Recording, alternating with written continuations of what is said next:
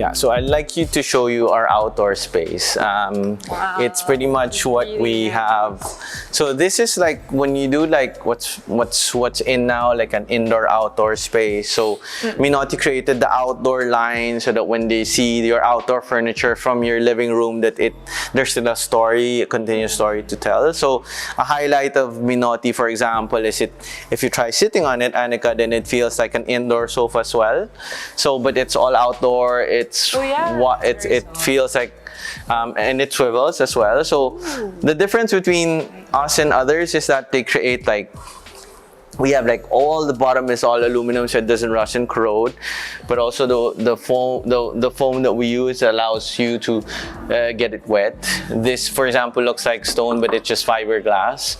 So everything's just made for outdoor. So like these are like nautical rope material, so they use it in yachts.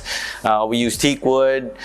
What's the upkeep or like the maintenance sort of for this kind of furniture? Well, for the outdoor fabric, you can hand wash it. Okay. For the indoor furniture, we recommend dry cleaning. So it depends on the material, but more or less everything is cleanable. So Minotti, you distribute Minotti, but do you also have a hand in kind of customizing the way that you present the furniture in the shop or in your showrooms or to clients? Like in terms of changing like the material or anything like that? Yeah, everything is majority customizable. So they have certain modules that we play with, and then fabrics. Interesting. We have almost 200 fabrics to choose from. You can also use leather or fabric or suede or mohair, depending on your preference. So, and everything is changeable. So that pretty much is what we bring to the table. Nice. So from your first client to now, how has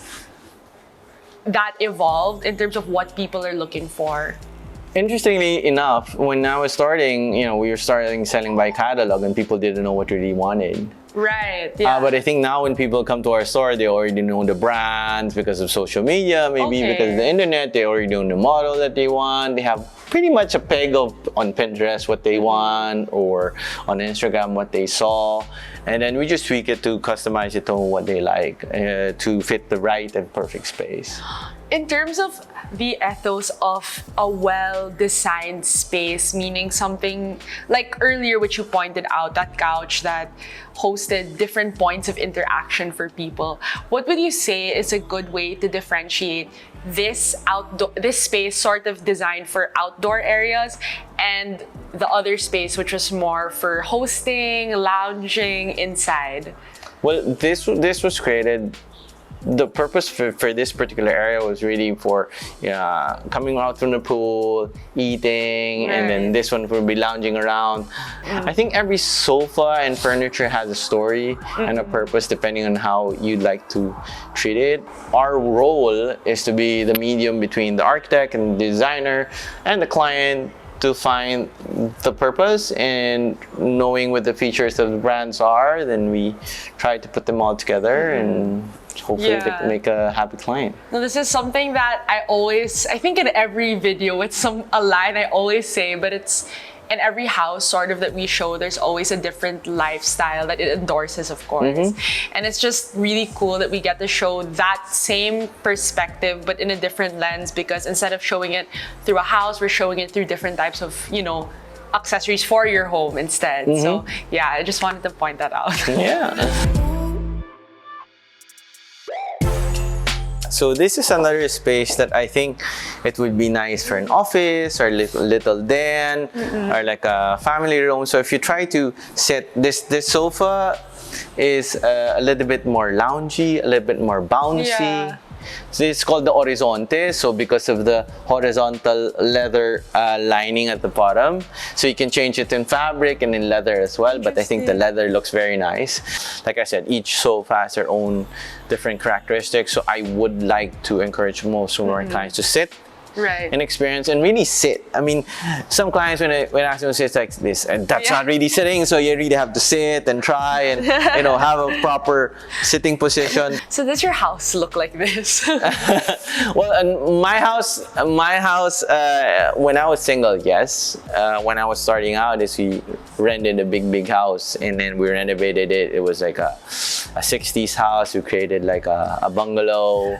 I noticed that actually everything is very mid-century modern. That's very popular now. So mid-century is very popular now. Yeah, and Bauhaus is very popular now also. But way back when it wasn't. But so we just tried to create a blank canvas of like an L-shaped, a C-shaped house that we asked architect Ramon Antonio to design.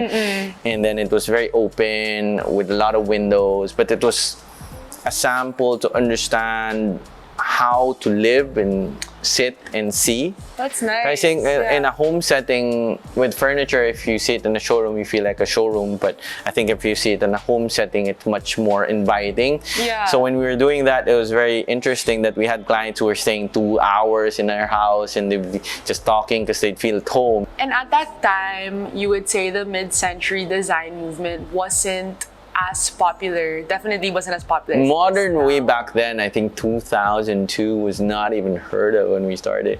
I think a boxy head Calma design, for example, initially people had thought it was too cold. Right. But now when you look at the house, everyone wants an El Calma house and everyone wants modern, right? So I think people are now more educated also with what they want. I think there's nothing wrong with all the other facets of interior design, of architecture. I mean, traditional, Mediterranean, classic is fine.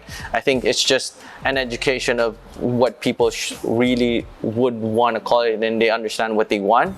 It's interesting walking through your showroom that I can see a consistency in terms of your taste in furniture. I'm not sure, would you say this is like your taste or your this is pretty much my taste. I mean, I worked with the brand for 20 years already. With Minotti? Yeah, with Minotti for 20 years. So it was the first brand I started way back when. Yes. Our first showroom was like 65 square meters, if you can believe it or not. And then, the brand also grew with us, and then we also grew a little bit bigger. But I think the main point of us starting this whole process was because we wanted to give back, to share with the Filipinos what design is outside. So I think that's really something that we have to share. I think it works on sustainability, it works on quality, it's also sharing the philosophy of the brand rather than just spending money. I think a lot of things are expensive. Yeah, that's really true. But I think you have to provide substance to that price point as well. We understand we're not the cheapest things in the world, but I think we just share that value. I mean, obviously it takes a certain level of passion to get into such a niche business like this also, and like have such an interest in how people like interact in their own homes and spaces.